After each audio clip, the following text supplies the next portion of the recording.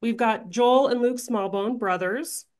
Can you guys describe A Drummer Boy Christmas for the audiences who might not be familiar? Brothers from the same mother, Robin, but we started talking about it last year. We were working on finalizing our feature film Unsung Hero that ultimately went into theaters in April.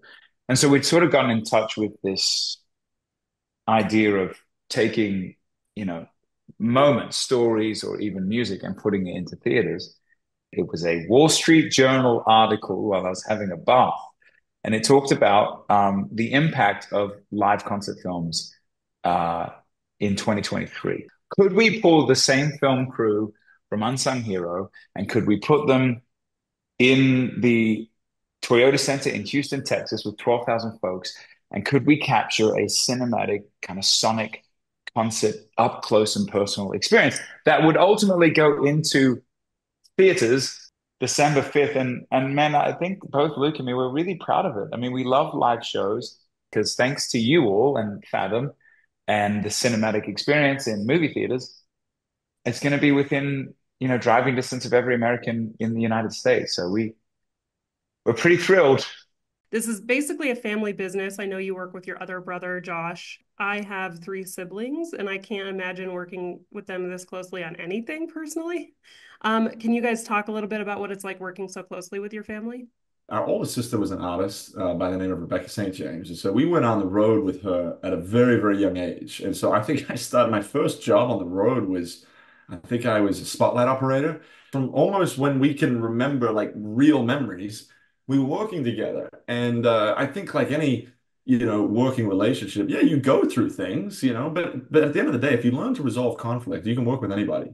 When it comes to, Christmas, yes, there are moments of, hey, let's just be family today. Let's not talk business. At the end of the day, when all of this is done, we are still brothers. So, what's your favorite song to perform then with each other? I mean, Drummer Boy has just been one of the, if not the great gift of and discovery for Luke and me. The year we released our first album, we said we had no Christmas single, we had no Christmas album. We said we're gonna do a Christmas tour this year. And so for 2 days, we shoved ourselves into a this old factory and we came up with these versions of classic Christmas songs. And one of them was A Little Drummer Boy. And it has so indicated who we are and, rhythmically, even how we dress, even for all our other projects, that it's been this song that's just sort of carried us through for the last decade. Well, when you go through like Silent Night and Oh Holy Night, you're talking about songs that are 100, 150, sometimes 200 years old. I mean, dude, the Beatles have got nothing on Christmas. You know what I mean? And so for me, that's what we get to celebrate. We get to sing some of the all-time great songs. And if these songs weren't great, we would have stopped singing them decades ago. And this is a question we ask everybody, because I think that's the core of like what Fathom is Yeah. the movie theater Yeah. experience. So for both of you guys, what's your favorite movie theater experience? Oh, I think more than ever, you have to go to a movie theater for the experience. What I love about it, similar to shows, is you shut off all other senses, But in a theater, like a live show, you choose for 2 hours to immerse yourself in an experience where there are no other distractions, and you put everything else away and you just take it in. That's why we felt like Drummer Boy Christmas needed to actually end up in a theater because it felt like it deserved this like immersive experience for the viewer and the listener.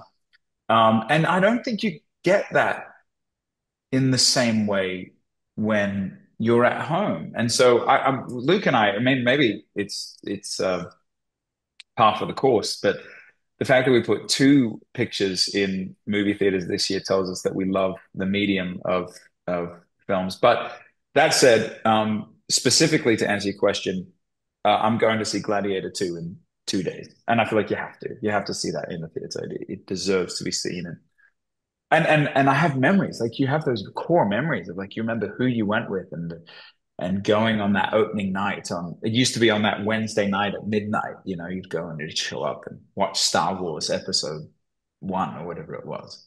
What about you, Luke?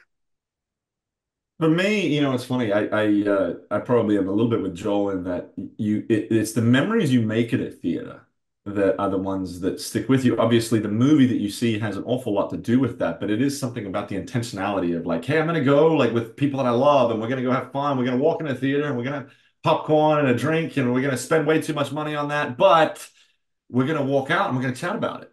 You're gonna talk about it. So my memory of a classic was, I'm gonna date myself a little bit, is I in high school I went to see Elf in theaters. I was playing basketball. I was with my basketball team, and it was like this team building moment. We're like, hey, we're gonna go see Elf. And I went in there with no expectations of what it would be like. And obviously, sometimes you don't get to watch the classics in theaters. And this was one where I walked in there and you walk and you're like, oh, I think we just watched a classic, And so that was just one, thinking back, that was extremely special. Amazing. I also saw that in high school in theaters. Yeah, yeah. Thank you All right. guys. Appreciate you. Bye. See ya.